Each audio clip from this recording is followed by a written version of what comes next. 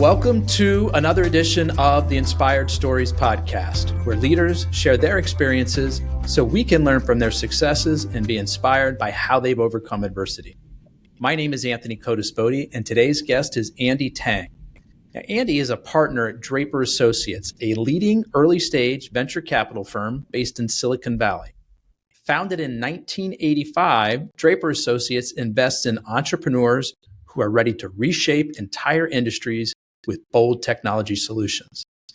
Andy has extensive experience in dual-use tech, AI, biotech, Web3, and defense tech.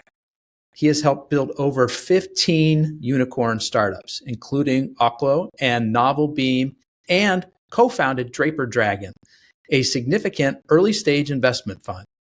His strong grasp of emerging technologies and deep experience in venture capital have made him a trusted advisor to many successful founders. Before joining Draper Associates, Andy served on the board of multiple tech companies, refining his leadership skills and industry knowledge. And he currently directs VCX, an invite-only alliance of family offices, which promotes generational relationship building, education, and co-investing amongst members. Now, before we get into all that good stuff, today's episode is brought to you by my company, Add Back Benefits Agency, where we offer very specific and unique employee benefits that are both great for your team and fiscally optimized for your bottom line. One recent client was able to add over $900 per employee per year in extra cash flow by implementing one of our innovative programs. Results vary for each company, and some organizations may not be eligible. To find out if your company qualifies, contact us today at addbackbenefits.com. All right, back to our guest today, partner at Draper Associates, Andy Tang. I appreciate you making the time to share your story today. Thanks for having me. So, Andy, you received some notable degrees in your education, master's in engineering from MIT, an MBA from Wharton.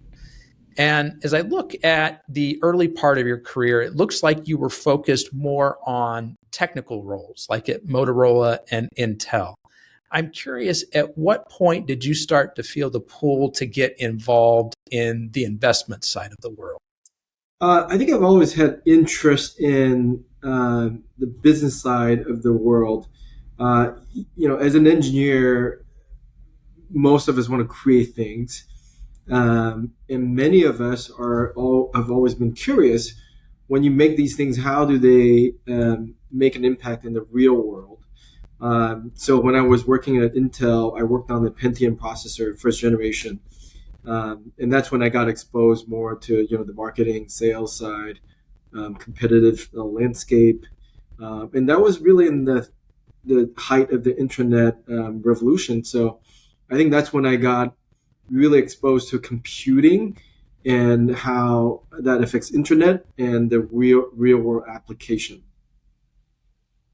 And for those who don't remember, the Pentium chip was a really big deal at the time. Why was it considered such a breakthrough? I think it was really the first time you have a computer chip that enabled many customers, such as Compaq, IBM, Dell of the world, to make a affordable computer for everyday consumers. I remember even my parents and ourselves were able to afford a computer when Intel first came out with that Pentium processor, right? And at the same time, the power you could deliver from a Pentium processor was just more than anything you could imagine. You could watch a video. It was a big deal, You could run spreadsheet. You could surf the web. So it was really that first price performance the tech industry was able to deliver for the everyday person. So I want to spend most of our conversation talking about the work that you're doing now with Draper, but maybe let's pick one career stop along the way in between Intel and Draper that was a really formidable experience for you. Picked up some really necessary lessons and skills. Come again? So what time frame or any time frame? Any time frame, but we talked a little bit about Intel. So something between Intel and Draper. What was a career stop along the way that had a particularly big impact on you? Yeah, so between Intel and Draper, I worked on Wall Street. I worked for Credit Suisse First Boston, and I worked for two of the most, I would say, interesting bankers of our time, during that era, Frank Quattrone and George Boutros. So they were the tech banker of our times. That was the very first time I think Wall Street really turned to Silicon Valley and say, "My gosh, these are great partners of ours. We could help them raise money, access the capital market." This was in the late '90s, early 2000s. And I remember the biggest challenge for us was being a West Coast office and trying to get our clients, these are startup founders, get them access to Wall Street capital. And then access we did give them, and then it was sort of the pendulum swung the other way. We got them too much access, raised too much capital, and then the rest was history. You remember the dot-com bubble melted. And that was really tough. It was really tough because that whole industry, got transformed, the investment banking industry. We went from the happy IPO M&A days to just, trying to triage and shutting down companies. But the reality is that I look back at that time, it really was that classic Gartner, hype curve. Any good idea, you're going to have investors getting ahead of itself, right? And companies didn't have enough time to grow into the valuation. And over time, there's adjustment required. But two things always happen. Two things. One, investors always underestimate how long it takes for adoption to happen for new technology. Whether it's internet, whether it's fintech, green tech, crypto, dual use, robotics, AI. In all cases, we love it and we think it's going to happen right away. But no, it doesn't happen right away, right? So, and I'm not telling anything new, right? So everybody knows that we underestimate how long it takes for consumers to adopt. But the second thing will probably surprise you. The second thing is that most of us, VCs included, we underestimate the impact of these technologies, right? Would you ever imagine? That does surprise me. Right? No, because like we're in the middle of the AI hype cycle right now. It seems like it's being overinflated. Right. So I'm really curious to hear your perception on this. So AI, why don't we talk about something that already happened you could identify to, right? So in 1999, you and I are you're younger than me, but I bet you remember what happened in 1999. People came out and said, hey, the first time we saw internet, awesome. We're gonna have e-commerce. We're gonna have video on demand.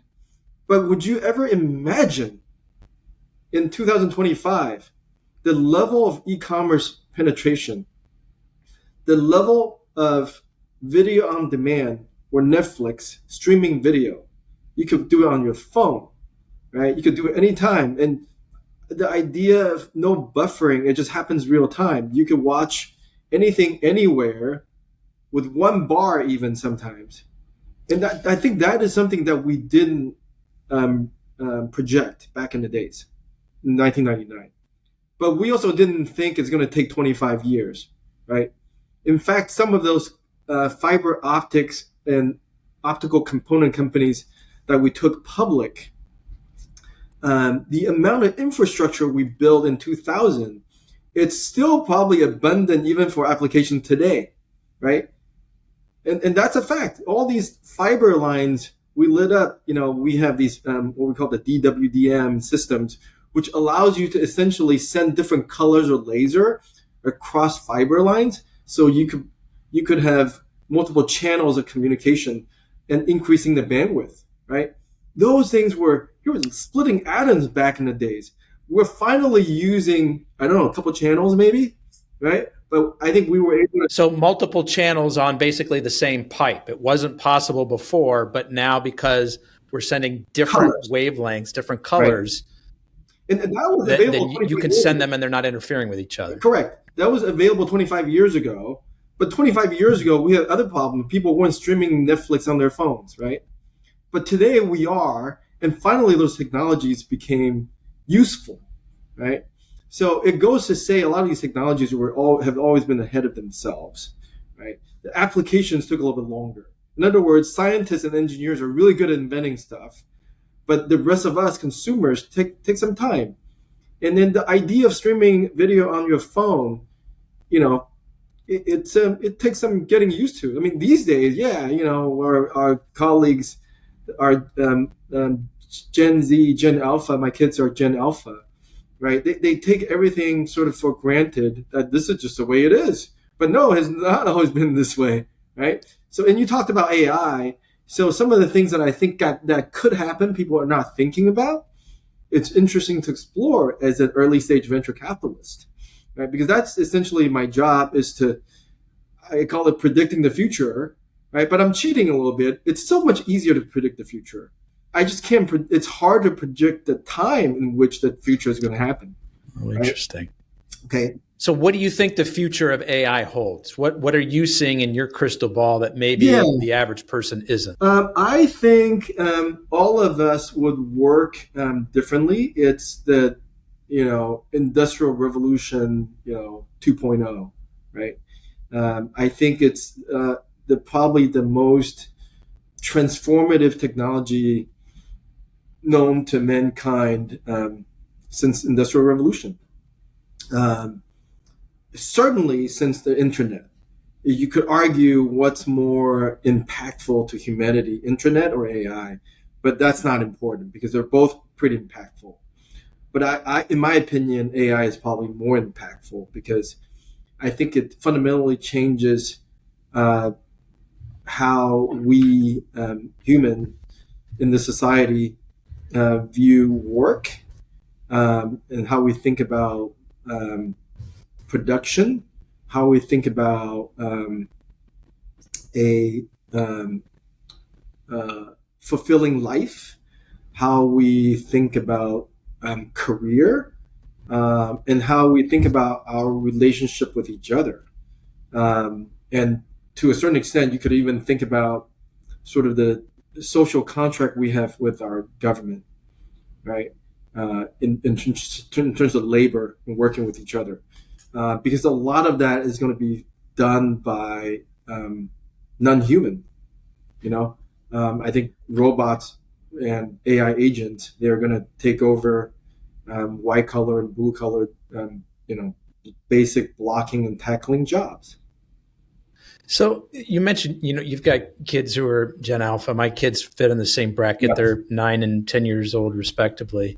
As you think about sort of how you want to direct them in their educational pursuits and things that they may want to think about in terms of career options, how do you wrap your head around that? Oh my gosh, this is probably one of the most favorite questions people ask when I give interviews from our limited partners, our investors, to just like talking to students and other entrepreneurs.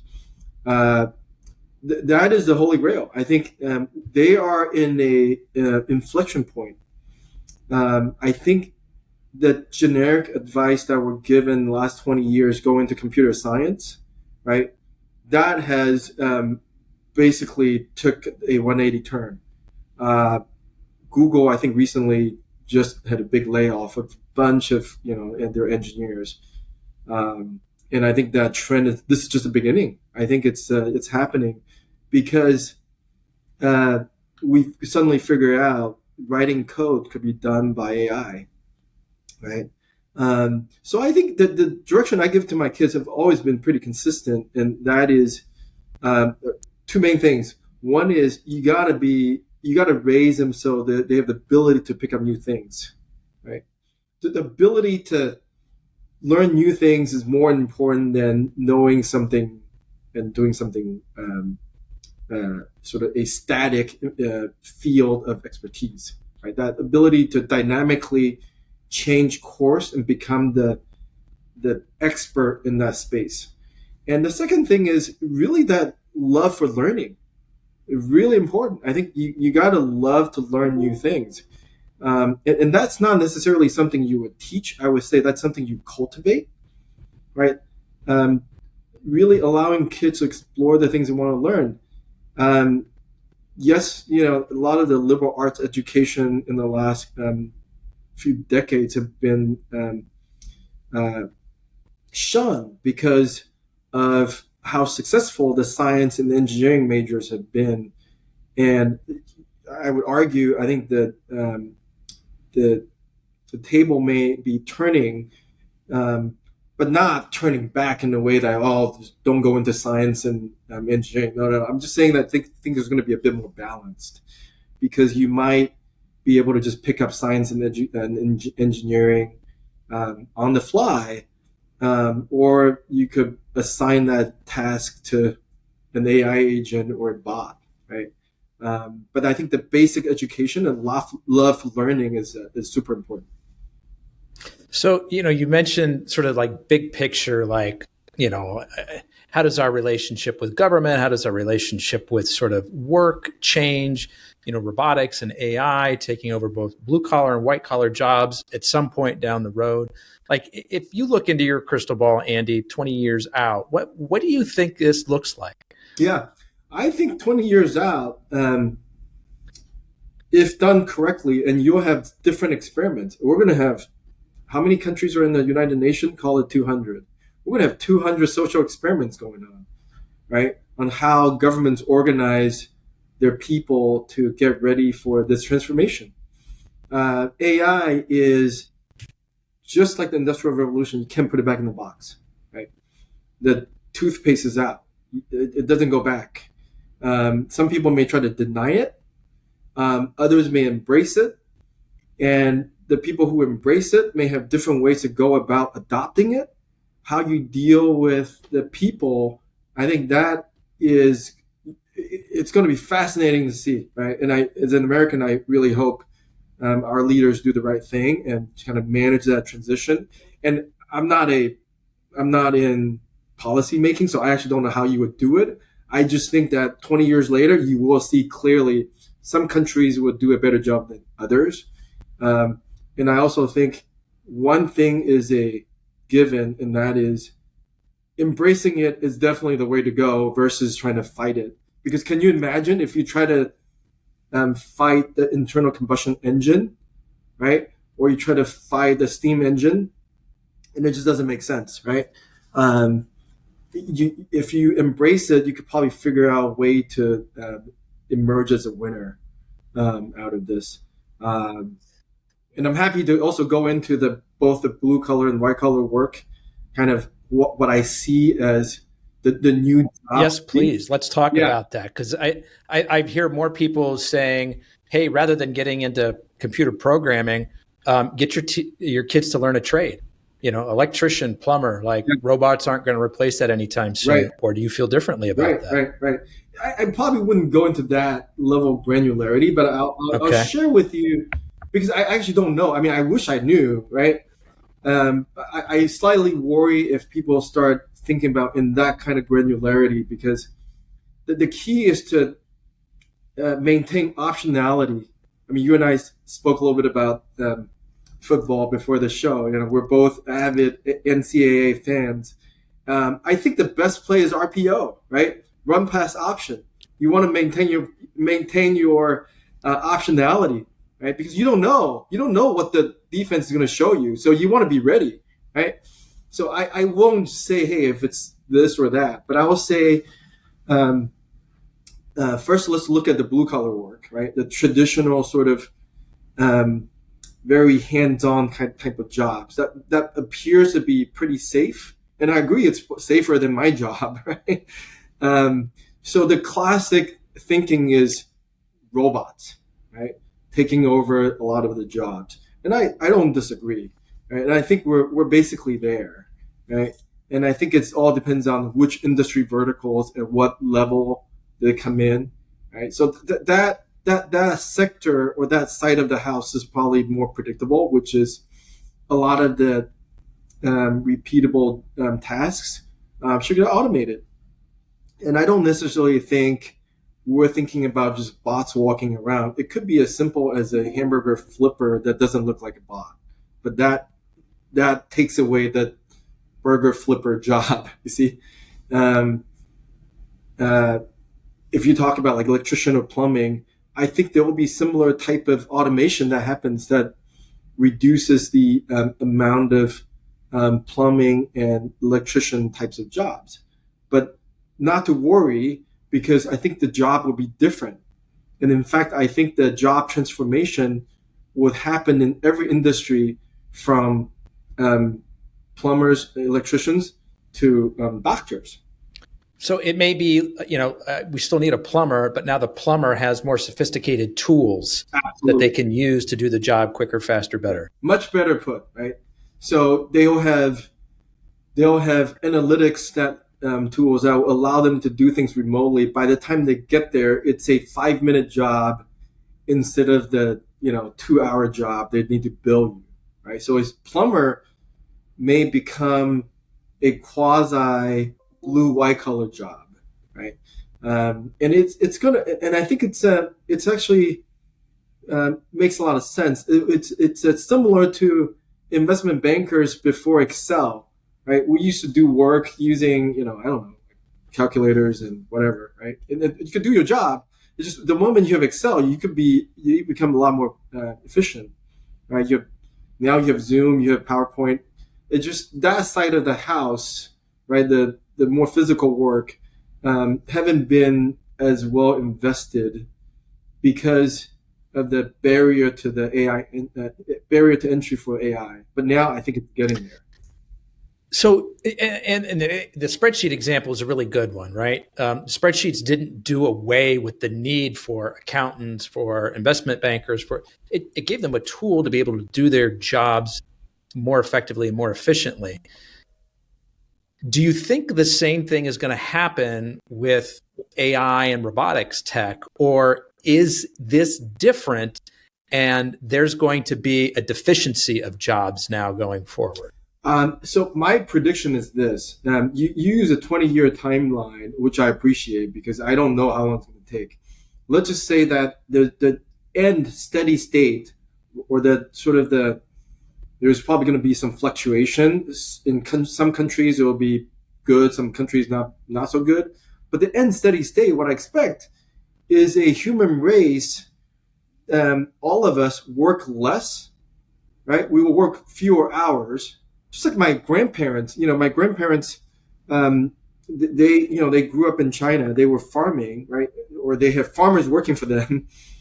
I don't think they have this idea of 8 to 5. It's it's dawn to dusk. I don't think they take Sundays off, right? It's 7 days a week. You just work, and you could barely feed yourself, right? So my quality of life is better than my parents, and my parents better than their parents. I think our kids certainly will work fewer hours, right? But I think those hours they work, it's going to be a lot more impactful, right? So, for instance, we could talk about doctors. It's in the U.S. It's notorious. We complain about our doctors don't spend enough time with us, and doctors complain they work too many hours. So what gives, right? I think what gives is I made an investment almost 7 or 8 years ago. Unfortunately, it actually went under, right? This is a sad story of investing in the right technology too early, and they didn't make it. Mm-hmm. So it's an AI doctor. This was in 2016. And they essentially built a LLM for doctors, right? So it could tell you could say, hey, Anthony, AI doctor, I'm this, I'm that, I have a headache. And the doctor would say, oh, I remember 7 years ago you had a headache too, but don't worry, that was unrelated. Or if I had recurring headache, you'll remember 7 years ago, 3 years ago, last month, you should probably get a brain scan, right? So you could do all of that, and today that's very easily done. But what's important is they figure it out. It's not about, so this AI doctor used to score higher than the human doctor even 7 years ago. They would go take the U.S. medical exam for doctors, and it would perform better. And of course, because this AI doctor had, wealth of information on the internet and remembers everything that needs to be remembered from medical school. Human doctors can't do that. So, but what this company discovered was, if you just make this a tool to let the doctor use it, the two combined score even better than the machine or the human, right? So it really is a win-win. So I think what's going to happen is, now with the advent of all the large language model and the small language model, right, the specific models for doctors, doctors will become much more productive. Human patients would trust that AI doctors a bit more for little things. I don't need to bother my doctor. My doctor could focus on the big things. And my doctor would become much more accurate in his or her diagnosis, right? So really the doctor's job is to handle that 5% cases where it may have a difficult delivery to the patient, and say, hey, you got this illness. Yes, it sounds very bad, but we have these options. Versus a AI doctor that may sound like a human, but it's not, right? So I think, at least for me as a patient, you still want the bedside manner of the human doctor. Absolutely. Where are we in sort of the timeline? Are doctors using AI now in their diagnosis? Not yet. Are there, not yet. Why? What's standing in the way I of think that? It's regulation, liability. It's all the non-engineering and science stuff. The tech is there. It's just the human beings aren't comfortable with it from a regulatory or from a right. like a risk standpoint. Right. I mean, you can't even do a Zoom call with your doctor unless they're licensed in your state, right? There's some HIPAA rules about, data privacy and compliance. Like I can't. So, for instance, I have an oncologist I talked to in Texas, but I don't think he could just Zoom with me. I have to go to Texas, go see him, right? So you need that kind of. There are some patient protections in the way of the technology. And again, it's not. I'm not saying it's all bad. I'm sure the regulations were there for a reason. I'm not a policymaker. I just think that the tech is ready. The patients are ready. So once the regulator opened up the floodgate to make sure we're fully protected, I think the adoption is gonna happen. And the world will be a better place. What's something outside of sort of the AI and robotics realm that you're excited about that maybe isn't getting a lot of attention? That isn't getting a lot of attention. So I'll share with you some of the investment thesis I'm looking at now. Since I'm an engineer, I typically don't, as opposed to a scientist, I don't take scientific risks. I take engineering risks and commercialization risks. So what that means is that I don't invest in things that require scientific breakthrough. So oftentimes my investment thesis involves taking interesting things and put them together. So in engineering, I call that integration, right? So right now I'm looking at integrating AI, robotics, and blockchain technologies, right? So the idea is this. The idea is that, we can make these really interesting smart AI agents that could probably do a lot of things for you already, right? I could ask a lot of the questions I would ask our investment analyst. I could just ask the AI agent, what's the market size of this? What's the market size of that? What's the competitive landscape of this? What's the competitive landscape of that? What's the margin structure? What's the trend? So the AI agents can do all of that. And on the blockchain side, you have these very efficient micropayment technologies that are already in place that could help you transact in the, 5 cents, 50 cents without any trouble, right? So the idea is maybe you could combine these AI agents and have them transact with each other, right? These AI agents would represent you, or me, right? And they could just go do financial transactions based on their need. And you and I, as humans, we don't need to get in the middle of it. For example, I really like your podcast, right? But for you to set up a subscription, that's just too much, overhead, right? Why not set up some sort of interesting structure where you could just take 5 cents, 10 cents, $1 every time somebody listens to a podcast, right? But I don't think and so it would somehow be hooked into Spotify or Apple Podcasts or my website. And every time you listen to an hour of it, I get paid a nickel or something like that. And then the pricing could be different. Could be just based on, like, I might have an AI agent that I give the agent a budget, right? The budget may be $50 a year. The agent is just going to know over time, Andy really likes business podcasts, right? Loves macroeconomics, loves political podcasts, but is not as much interested in entertainment because I'm kind of boring guy. It was just like sports and business. That's my thing, right? So the AI agent figures out over time, right? Andy's would be happy to pay 5 cents per hour, right?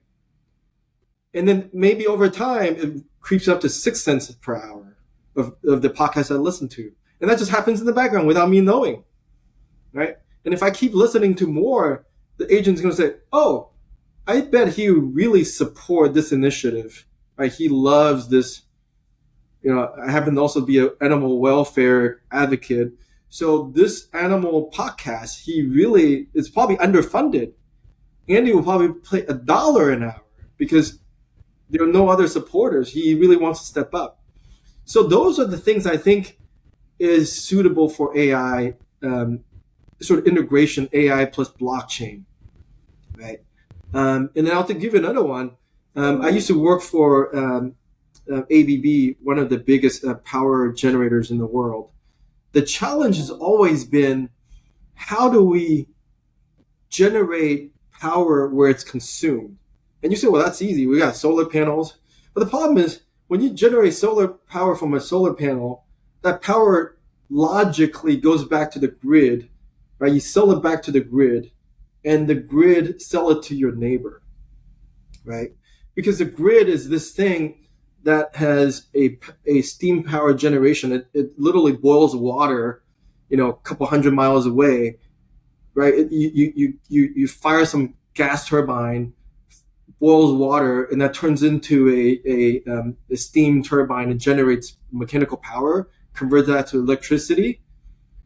And right there and then you lose about 30 to 40% of your energy, right? Wow. And then that's just the beginning. By the time it gets through transmission distribution to your house, you lose another 30%, right? So essentially you're down to, 30% of what you started with. So really the goal is you and your neighbor start trading energy, right? You both be able to send it from one of us directly to the other. Yeah. And then so the challenge is not in the physical connection, but it's in the finance, right? How do I trade with my neighbor? That's where AI agent steps in again, right? So you have essentially the AI agent talk to each other and say, hey, I want to sell my electricity. My boss is not home.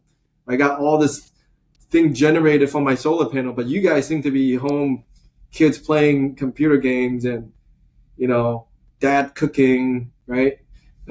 So why don't I send over some electricity to you? How much do you want to buy? The agent could look up the spot price and figure it out. So conceptually, this is an idea that you're really excited about. Are you invested in tech that is working on this?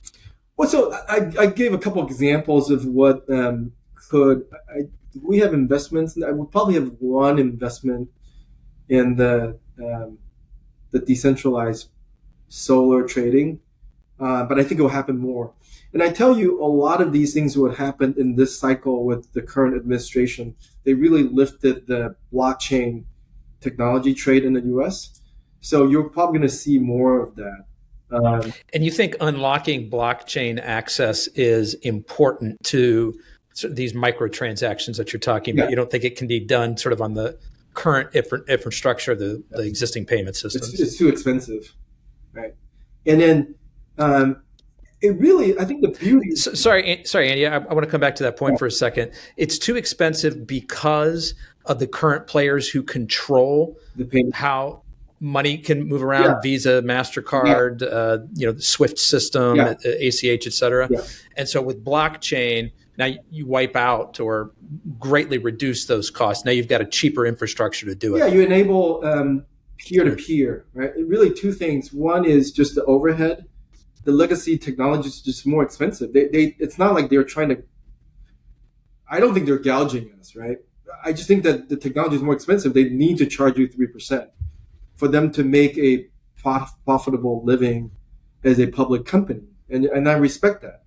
So it's really just the next generation of technology doesn't take 3%. And that is really helpful for microtransactions and high frequency transfers. That's one. And the second thing is about the open network.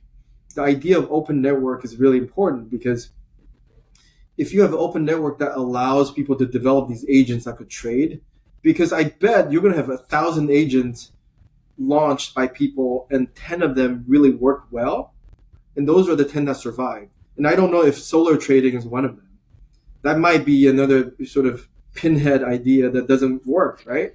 But the important thing is you got to try these seemingly crazy ideas, because if one or two of them work, they could transform humanity, right? So the idea is blockchain and AI agent, those are the transformative technologies.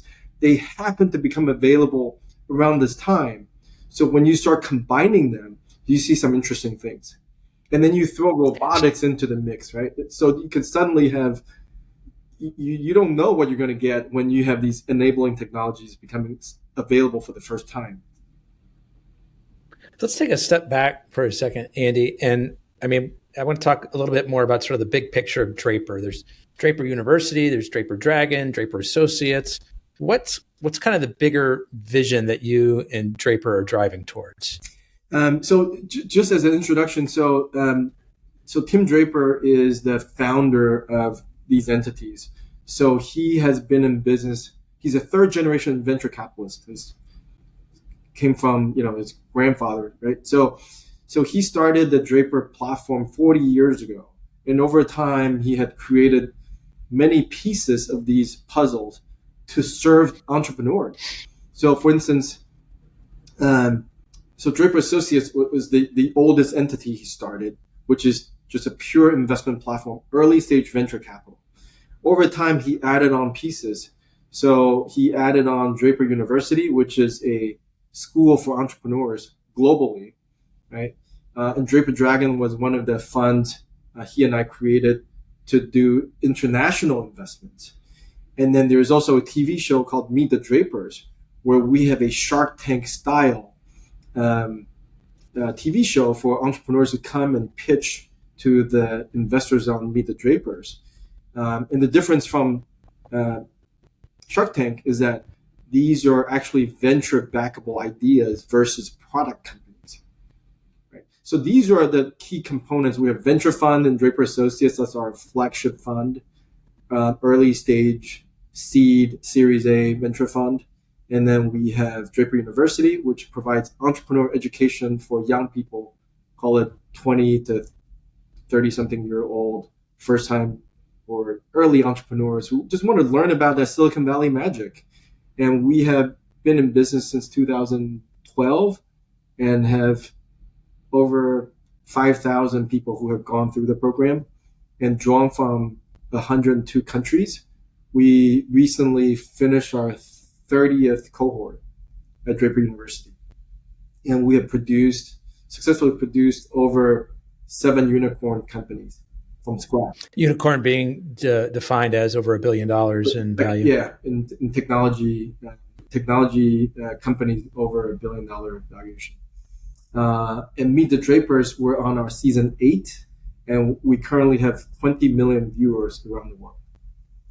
And where can we find this show? It's on drapertv.com. Okay, yeah. Online, yeah. drapertv.com. I'd like to hear a little bit about VCX, this invite-only Yeah. alliance of family offices. What was the inspiration for starting that, and what do members, what value do they get? Yeah. So this was started, I want to say 2013 or 14. And the idea was, we have limited partners in our venture fund. These were basically our investors, right? And we noticed over time our investors include pension funds, foundations, sovereign wealth funds, and then we noticed this one category, family offices, been growing very fast. Then I realized what's happening was we noticed a lot of the generational transition from sort of family's core business, right? Father made money in paper pulp, industrial, real estate, whatever.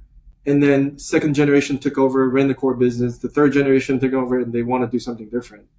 And oftentimes, I would say probably 100% of the time, they want to get into tech investing. So what we did was we first started this really, what I call a technology retreat weekend program just to show our family office partners how we think about investing in technology.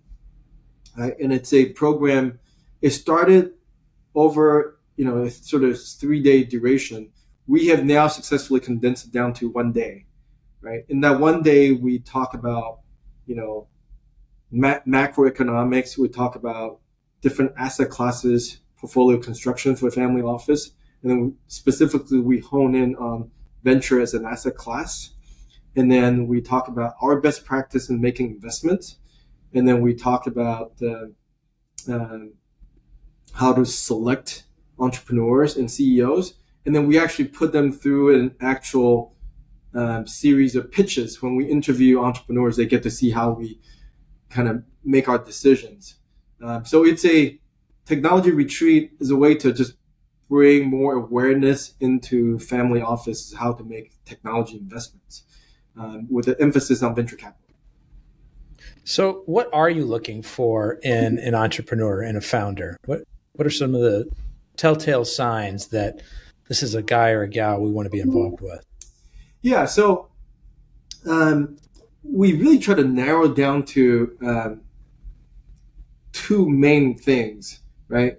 And these are two main things I think you'll find in every company, just to keep it very high level. That is, we look for opportunities in the very large market, right? Venture by nature is highly risky, so the success rate sometimes is not so high, right? So the idea you want to is if you are able to make a successful venture, you want to make sure it really counts, right? So oftentimes the size of the exit is directly driven by the size of the opportunity. So that's one thing, essentially looking for a big market or big potential market. And we can kind of dig in some other characteristics, but I want to kind of leave that and then go to the other side of the equation. The other side of the equation is I could change business plans, but I can't change founders or people. So the team is super important. We want to find ideally a group of people, right, who are passionate about the mission, but are also experts in their space. And these people could essentially take you into that market they're going after. So that's sort of the very simple formula for early stage investments. Is that primarily what you do, are early stage investments, or are you also getting involved with companies that have kind of proven themselves a bit more and they're just looking for some growth capital? Good question. So we do growth as well, especially growth capital for our own companies. So I'll just describe this in the slightly nerdy but technically accurate language for both early stage and late stage criteria. So in statistics, there's something called the false positive and false negative error, right? So early stage, I want to make sure I minimize false negative error. Translation, I want to make sure if it's a good company, I don't inadvertently make the mistake of turning it down. let's call it false negative, right? You could probably sort of realize why that is, because if it's the next Robinhood or Coinbase, you would hate to turn it down at the seed stage, right? So you want to minimize false negative. At the late stage, I want to minimize false positive. And the reason is I'm typically writing a larger check. So for me, I actually want to make sure if I'm investing in, let's say, the growth round of Robinhood or Coinbase, it is priced properly. It is indeed going to become the next decacorn, right? Because at that point, I'm kind of paying up. I'm paying a higher valuation. So I rather avoid making mistakes. Right? So the mistake there is to make the wrong investment. And the early stage, the mistake is to not make the investment when you're supposed to be making investment. Does that make sense? So we look at Makes a lot of sense. Sure. You don't want to miss out on what could be the next big thing, but they're harder to spot at that stage because they're just kind of a kernel of an idea. So maybe you're making more bets at that stage, saying, well, we know that a smaller percentage of these are going to make it through, but fear of missing out, I make sure like I'm involved in this if it does hit. Yeah, right. And then those later stage companies, you're writing a bigger check. The valuation is not so much in your favor at that point. So you want to be a little bit more cautious there. Right. Absolutely. Perfectly put. Yeah. No.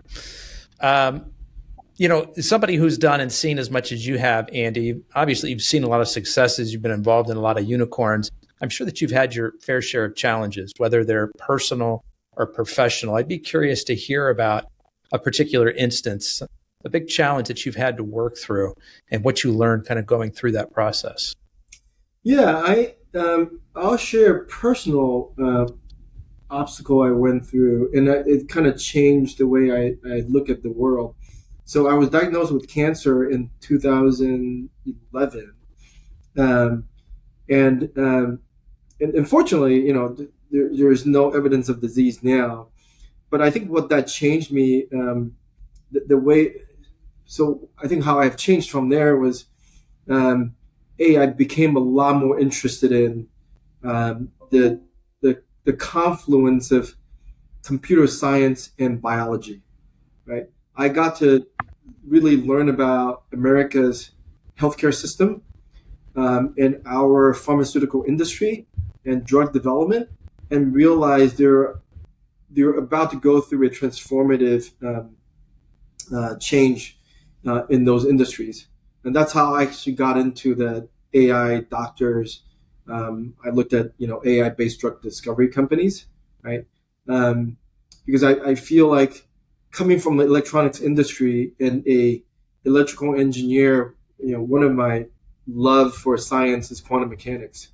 Right? I love the idea of being able to study atoms and electrons and particles down to the molecular level, right? And the ability to predict statistically where these atoms are going to be.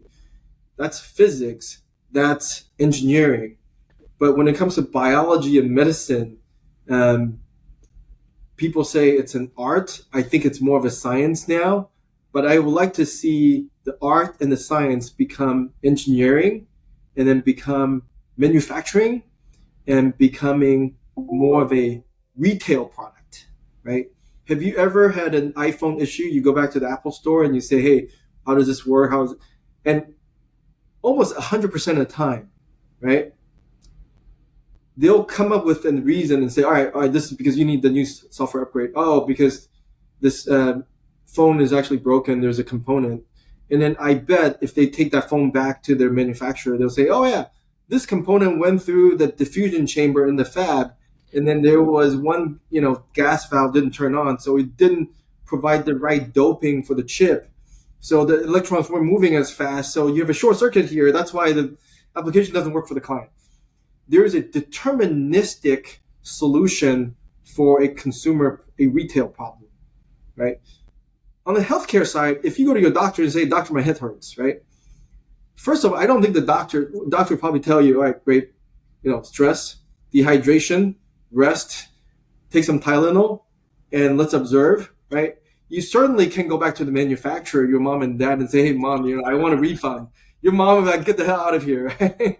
So I think my goal is to move our healthcare system closer to manufacturing and retail experience, right? And away from this more of a art and science, And I think we're now probably closer to engineering, but I want it to be at the manufacturing and retail experience. It's inexpensive, it's affordable, right? It's deterministic, and it's not scary, right? So it's not. How do you do that? How do you get there? I think it's entrepreneurship and venture capital. I really think it's really. So those are two ingredients, but what do some of the in-between stepping stones look like, do you think? Yeah, I think a lot of the technologies are, I wouldn't say they're available. I think they're getting there, right? So for instance, like the diagnosis, right? I think for what I went through as a cancer patient, that the amount of time it takes for uncertainty, the tests, the invasive tests, a lot of that could be shortened. The amount of time. If you've ever gone to a doctor, get an X-ray, it takes, at least 24 hours. And then you look at the radiology report, you're like, what the heck is that? By the way, every radiology report at the end of it, you'll have the sentence, may need attention, right? That's both scary and unhelpful. Of course it needs attention, right? So my radiology report was ignored for 2 to 3 years because the doctor wasn't paying attention. There was a tumor there. The doctor basically just overlooked it. And you know who discovered it? It's somebody who took an economic interest in me. It's an insurance underwriter. The insurance underwriter looked at it because I was applying for life insurance. Most of us have no business in going read their medical. I assume you haven't pulled your medical records and try to read it, right? I wouldn't even know how to do it. No, exactly, right? So when I applied for life insurance, the insurance agent said, hey, fill out this form. And I did whatever. I didn't know what he was doing. And then a few days later, it ccame back with a 70-page report. Now it's probably 700 pages. 70 pages were when I was, quote unquote, healthy, a healthy 39-year-old. And so he said, well, what's this? And I said, what do you mean? And I started reading. As a layman, I started reading. I was like, this needs attention. This needs attention. Right? So, wow. So I think there are a lot of low-hanging fruit. There's a lot of things AI could just do and just alert you. Our doctors are busy. And I went to Stanford Medical Center. This is not like Andy went to some, county clinic, right? Andy went to Stanford Medical for my primary care. So these things happen. It's not due to lack of talent, right? It's due to the lack of. We're human beings. We get distracted. We miss things. Absolutely, right. There's no finger pointing. It's just we all need a little bit of help. I want to create an AI agent that could help me become a better investor. So Andy, you talked about how your cancer diagnosis generated this interest in computer science and biology sort of coming together. But I'm curious what impact it had on you sort of on a personal side, like mentally, emotionally. Like, how did you sort of deal with this heavy news? Yeah, so I think the biggest challenge is actually the trust for the medical system. That's probably the biggest challenge, right? I suddenly realized our doctors are spread thin, and they cannot be fully. I could not fully rely on them, right? And again, it's not finger pointing; it's just a reality. They got lives, they got kids, they got busy stuff going on. I can't rely on them. If you want, and which is a kind of interesting conclusion to reach, because I know if I tell you, hey, you cannot rely on your, professor for learning, you cannot rely on your, whatever, pick, your plumber for this or that, you say, oh, yeah, of course, I cannot. But if I say you cannot rely on your doctor for your health, you'd be like, what? Then what am I going to do? But that's the state of American healthcare. you have to take ownership, right? And most of us just don't have the time, the resources, and even know how to do it. And that's why I think using AI is a way to go. And so I personally dealt with it just over time, right? Kind of any support systems? Yeah, I don't know, outlets that you found that were helpful. I say concierge medicine is a stopgap, right? Essentially, you got to pay. I mean, I hate to say it, but it's just that's our system. If you don't pay, you get the minimum sort of level of service, and that to me that is not good enough for anybody. I don't care how rich or poor you are. I just think that it's not adequate because for what happened to me, right? I don't think it's good enough. I think you got to either pay or ramp up AI so everybody's got someone sort of doing the risk management for their healthcare. Andy, how would you characterize your superpower? I think my superpower is I'm super transparent, direct, and analytical. That sums it up pretty neatly. I've just got one more question then for you, Andy. But before I ask it, excuse me, I want to do two things. I want to invite anybody listening today to go ahead and hit the follow button on your favorite podcast app. We've had a really great interview here today with Andy Tang from Draper Associates. And I want you to continue to get more wonderful content like this. Andy, I also want people know the best way to get in touch with you directly or to continue to follow your story. What would that be? LinkedIn. I'm very active on LinkedIn, so a lot of thoughts that I share with you here either have been published on LinkedIn or I'll continue to share. I found that to be a great community of people, and it's a decent publishing platform for thoughts. And we'll include a link to that in the show notes here on our site, folks. But if you're just listening, you can look up Andy Tang, and it's Draper Associates on LinkedIn. You'll be able to find him pretty easily. So last question for you, Andy. You and I have had a nice conversation here today. I hope that we keep in touch. Let's say in a year from now, we reconnect and you're excited and you're celebrating something. What's that thing? You said in a year, right? Mm-hmm. I am hoping I could play better tennis with my son. I have an 11-year-old, and he keeps beating me. So I need to figure out a way to get better at tennis. And it's not an easy. He's growing. He's spending more time on tennis. So I got to figure out a way to be more efficient at acquiring skills. I love this answer. You're a man who's battled cancer. You're a man who's helped build multiple unicorns. You're investing in some of the leading tech in the world. You are right on the bleeding edge of everything. And the thing that you want to be celebrating a year from now is beating your 11, soon to be 12-year-old son in tennis. That's awesome. That shows a great focus on life priorities. Thank you. And it was great speaking with you. Thank you for the work. Yeah. Thank you, Andy. I want to thank you for setting aside both the time and the energy to share your story today. I'm grateful for it. And folks, that's a wrap on another episode of the Inspired Stories podcast. Thanks for learning with us today.